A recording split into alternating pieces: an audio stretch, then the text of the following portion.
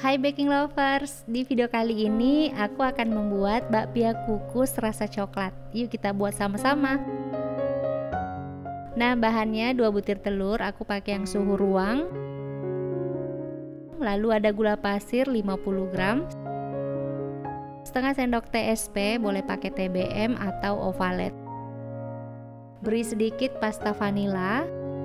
Kemudian kita mixer sampai mengembang, pucat dan berjejak. Ini aku pakai hand mixer Idealife. Hand mixer ini memiliki 5 kecepatan plus dengan kecepatan turbo dan dilengkapi dengan pelindung panas. Jadi kalau mixernya udah panas banget, dia akan otomatis mati. Mixer ini terbuat dari baja yang tahan karat. Nah, kalau udah kayak gini, matiin mixernya, lalu masukin 25 gram tepung terigu,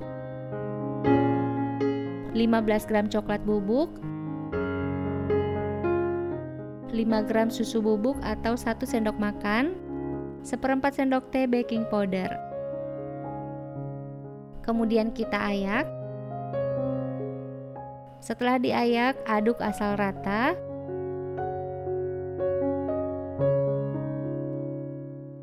Kemudian tambahin 50 ml minyak goreng. Nah, ini kita aduk lagi hingga tercampur merata.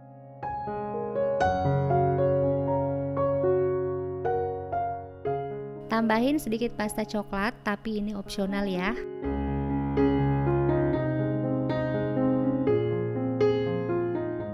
Nah, setelah tercampur merata, kita pindahin adonan ke dalam cetakan. Cetakan ini sudah saya oles dengan minyak.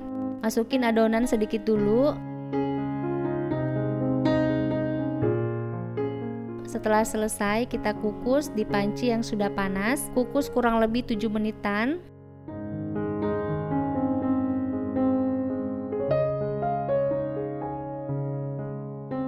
Setelah itu kita beri selai coklat secukupnya.